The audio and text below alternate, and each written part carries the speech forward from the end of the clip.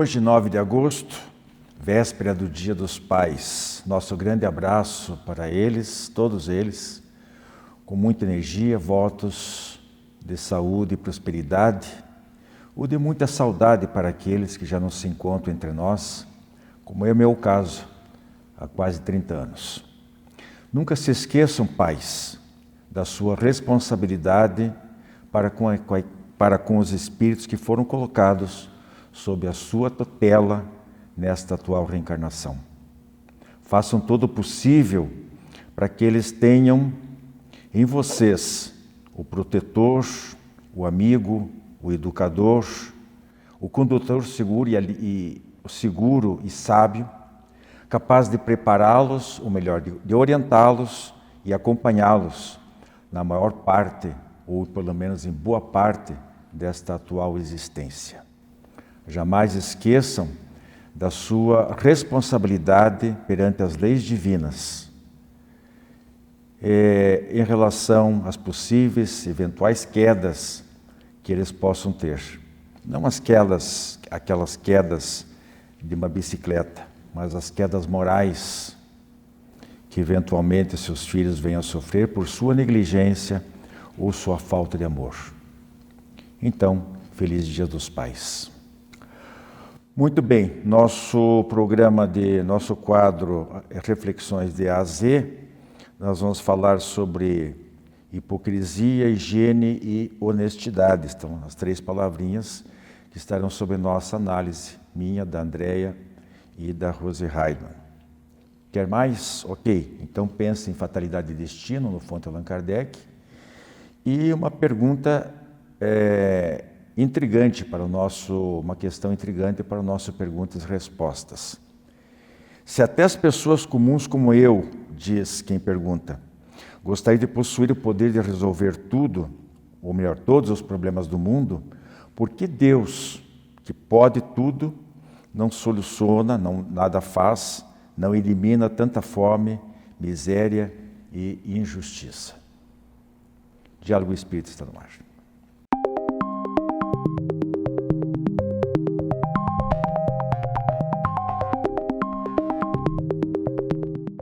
Nosso quadro Reflexões de A a Z de hoje, vamos falar sobre hipocrisia, higiene e honestidade.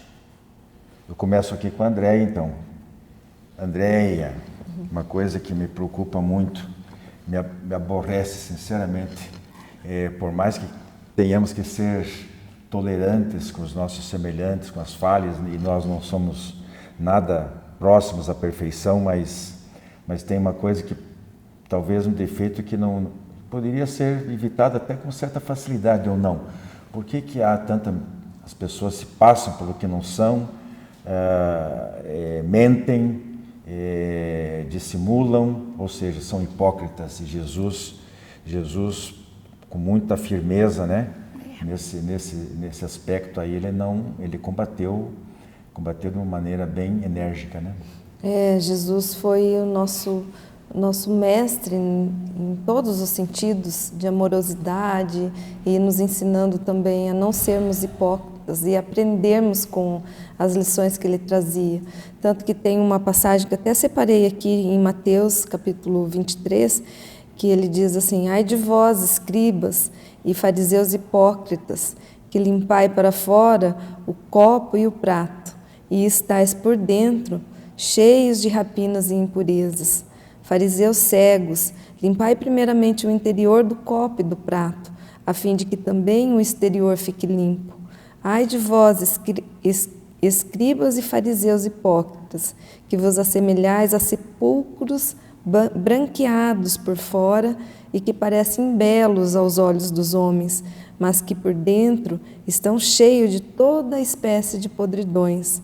Assim, pelo exterior, parecereis justo aos olhos dos homens, mas por dentro estáis cheios de hipocrisia e iniquidades.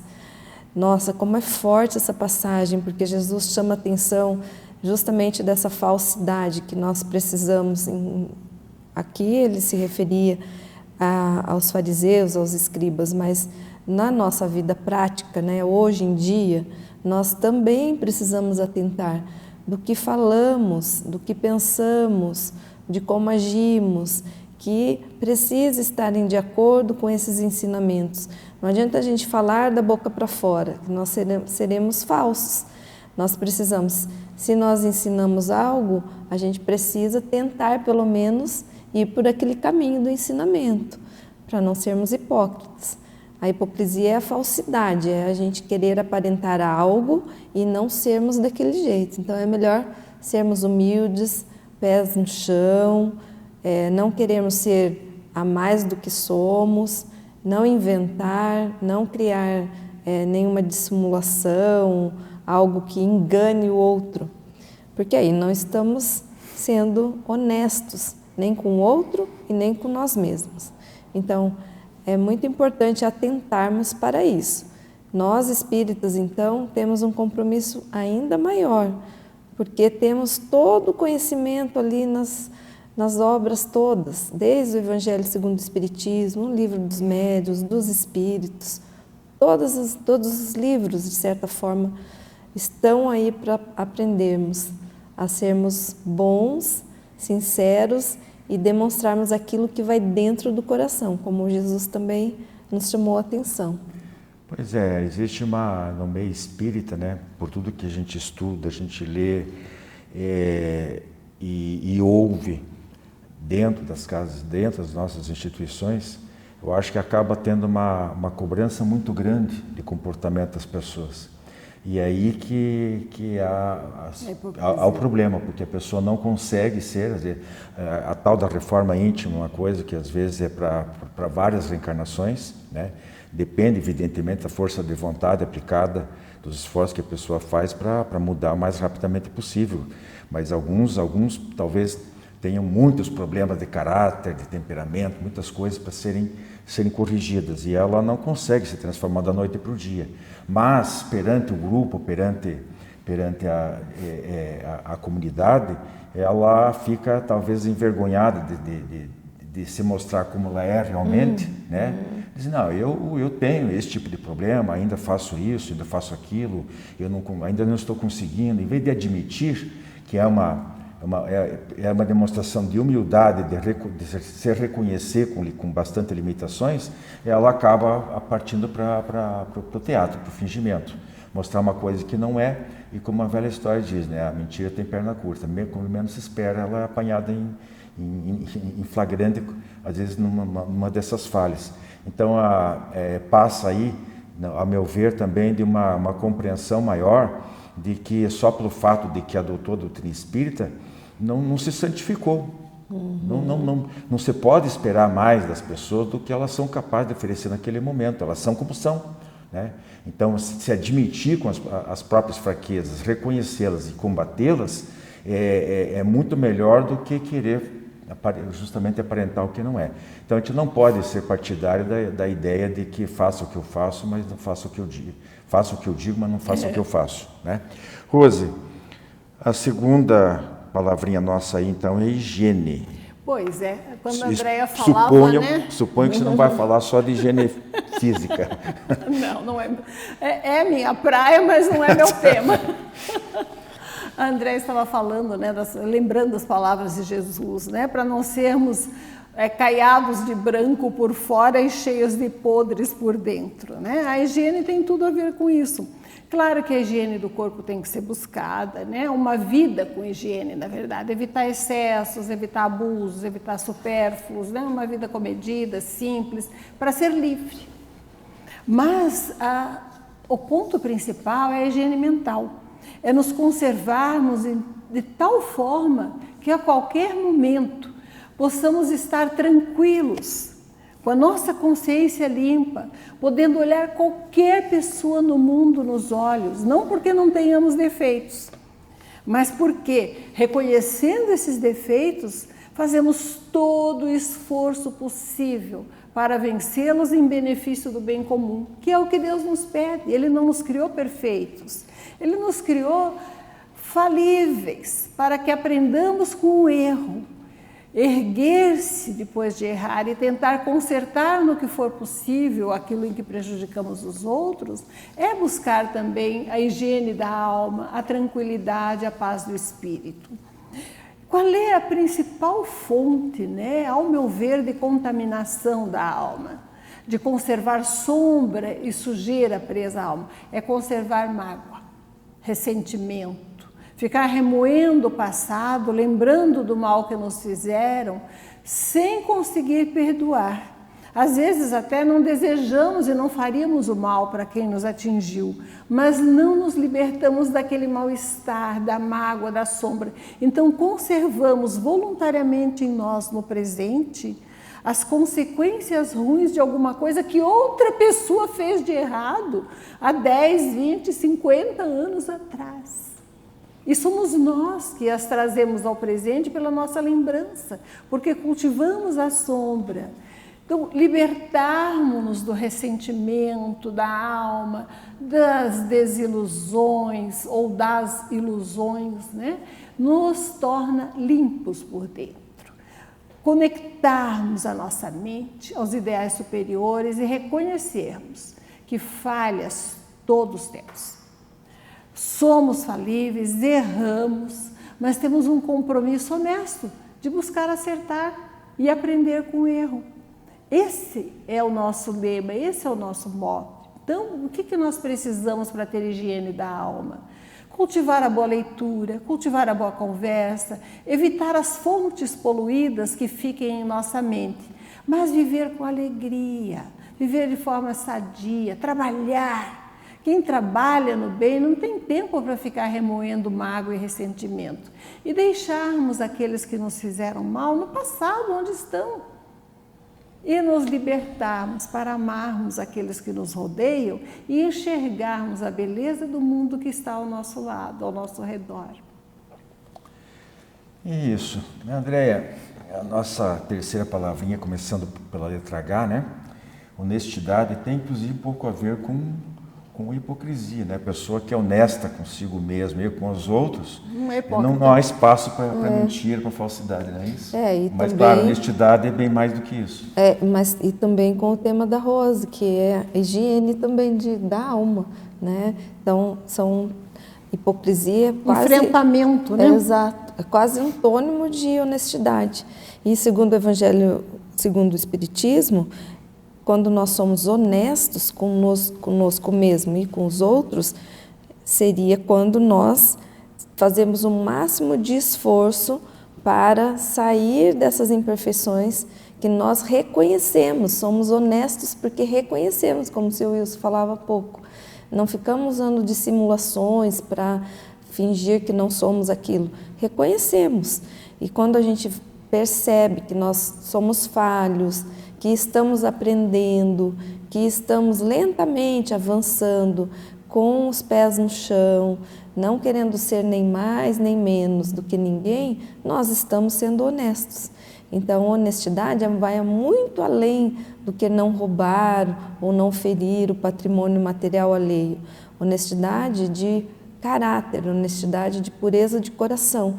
E está ligado com viver conforme a gente aprendeu com Jesus, está ligado com o outro, a caridade, a fidelidade à consciência. Quando nós temos consciência de algo e somos honestos com essa consciência, então sabemos que fazer um mal ao outro, isso não pode, já aprendemos moralmente, nós sabemos que não podemos ir por ali.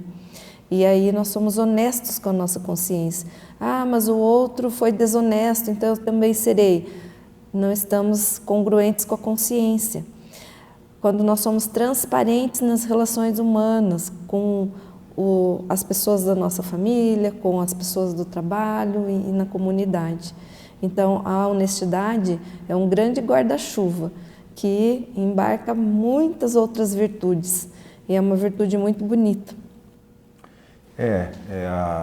Você aprofundou bem a questão, mas ainda gostaria de tecer alguns pequenos comentários em relação a esse conceito de honestidade no nosso dia a dia, da maneira mais popular como as pessoas entendem, né? o fato de, por exemplo, você até colocou ali que as pessoas às vezes tentam se justificar porque outras pessoas agem de determinada maneira. Bom, né, então a gente lembra do Rui Barbosa, né, que dizia que chegaria o dia em que os homens os homens teriam vergonha de ser honestos. Temos que tomar muito cuidado com isso, realmente, né? Nossa sociedade, a sociedade de modo geral, elas, mais particularmente no nosso país, não é único, evidentemente, normalmente pautam suas condutas por esse tipo de flexibilidade, né? De relativização das coisas, de valores, né? Então, não, mas é possível, porque é o tal do jeitinho brasileiro, para tudo tem uma maneira, né? A gente vê que existe um número muito grande de pessoas que parece que, às vezes, tem aquele problema, né, de um certo desenvolvimento intelectual, mas a moralidade está lá embaixo. Então, ele é inteligente o suficiente para ficar bolando, né, planejando maneiras de passar os outros para trás. E com isso, às vezes, realmente a pessoa que age corretamente, ela fica quase como um estranho no ninho. Porque em certos... Fala-se muito da política, né? Que quem não... Até no centro espírita. Exato. Até no centro espírita, com certeza. Então, essas coisas estão atreladas, praticamente os três conceitos aí, uma coisa leva a outra, né? São complementares, mas é bem interessante. Porque nós temos que fazer a nossa parte. Não importa se alguém fura a fila, se passa pela roleta sem pagar. Não é esse o procedimento. Nós temos que ter, acima isso não é virtude religiosa, é ética. Isso faz parte da ética pessoal, de conduta do ser humano em sociedade. Só queria esclarecer que no Centro Espírita nós estávamos falando da questão financeira, né? Estava me referindo à postura pessoal. Você tem que ser franco e honesto, né? E colocar as coisas de maneira a não ferir, se for possível, desde que o bem comum não esteja em jogo, mas olhando no olho e abertamente, porque acobertar o mal é ser conivente com ele e fazer crescer a sombra. E ser honesto exige o quê? Transparência de posição, de atitude, e atitude muito firme. Pois é, por isso que a gente volta àquela questão para fechar, né? Nosso tempo está terminando, de que às vezes tudo isso faz com que haja uma cobrança muito grande e depois quando o rei se vê nu, aí a gente vê quem que é quem, né? Bem isso. Bom, meus amigos, paz a todos, boa semana, até a próxima.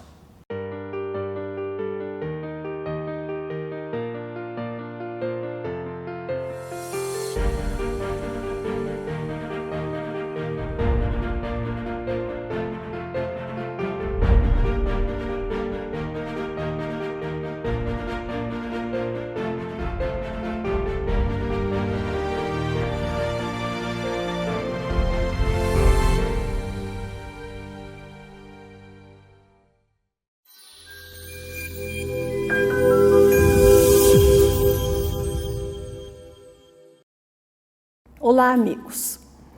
No quadro Fonte Allan Kardec de hoje, nos pediram para trazer alguns comentários, algumas ideias a respeito de fatalidades e destino. Existem? Não existem? Como se explica o caso daquela pessoa que sai de um avião em chamas, pulando, né? E se salva e sai incólume enquanto todas as outras desencarnam? Como se explica que alguém que nem ia pegar um voo, que se acidentou, entrou no avião e o outro perdeu o voo e se salvou aparentemente como que por milagre? Deus tem preferências? Ele protegeu aquele que se salvou e condenou aqueles que desencarnaram? Claro que não. O que é então destino ou fatalidade? Existe acaso nesses acidentes tão aparentemente tão cruéis, né? Que ceifam tantas vidas e que separam as famílias, com dores profundas para todos os envolvidos. Nesses longos anos de estudo, de atendimento a espíritos desencarnados em reuniões mediúnicas, nas mais diferentes condições de desencarne, posso assegurar que de todos os casos que eu vi, Não existe acaso nessas fatalidades. Existe sim possibilidade de suicídio, existe imprevidência, que às vezes precipita um desenlace que não estava previsto pela ação da vontade da pessoa que se arriscou sem necessidade. Mas quando a pessoa age normalmente em sua vida, assume seus compromissos, está atendendo às suas obrigações, não existe acaso nessas fatalidades, pelo que eu pude observar até hoje. Por quê? Porque quando reencarnamos, nós fazemos um planejamento reencarnatório sob a orientação dos nossos mentores espirituais, com vistas ao nosso progresso espiritual. E prevemos os principais acontecimentos da nossa vida. E desencarnes ou acidentes graves, situações assim aparentemente dramáticas, com certeza estão nesse planejamento reencarnatório que se executa. É como um aluno, quando entra num curso, ele sabe. Quando vê o currículo escolar, o programa escolar, ele sabe que vai passar por determinadas provas, determinadas matérias, e que ao fim de tantos anos, mais ou menos, né, dependendo do seu esforço, ele vai se formar. O desencarne não é uma tragédia. É apenas o fim daquela existência material e a continuidade da vida. Às vezes a provação grande está para aquele que escapou do acidente e que ainda tem muito que aprender nessa existência, muito a executar. A verdadeira proteção divina está sempre conosco, quando nos propomos a cumprir fielmente as nossas obrigações. Então, se perdemos um ente querido, ou se somos atingidos em nós ou em pessoas próximas a nós, por doenças e circunstâncias aparentemente trágicas, não nos revoltemos. Saibamos que cada espírito determinou, antes de nascer, razoavelmente, as circunstâncias principais da sua vida. Podemos modificar o nosso destino? Às vezes alteramos, sim. Para pior, quando assumimos compromissos indevidos, atingindo o direito alheio, e para melhor, quando nos dedicamos ao bem e adquirimos causas positivas que facilitam o nosso aprendizado. Temos um currículo de aprendizado espiritual a cumprir em cada vida. Se nos empenhamos, ele é vencido mais rápido. Vencer mais rápido, entretanto, não significa necessariamente viver por mais anos. Às vezes significa que concluímos o nosso aprendizado mais cedo. Então, o desencarne, mesmo aparentemente em condições trágicas, não é fatalidade imposta por Deus, exceto no sentido de que fatal, muitas vezes, é o planejamento que fizemos antes de renascer. Mas aquele que se dedica com empenho, como o aluno que estuda com afinco, pode abreviar e atenuar, modificar seu destino, plantando causas positivas no trabalho e no bem, que o aproximem do amor, da beleza e da sabedoria para os quais renasceu. Muita paz. Fiquem conosco. Visite nosso canal no YouTube e confira nosso acervo de programas, debates, entrevistas, o diálogo aberto na visão espírita. Programa Diálogo Espírita, ADEPR no YouTube.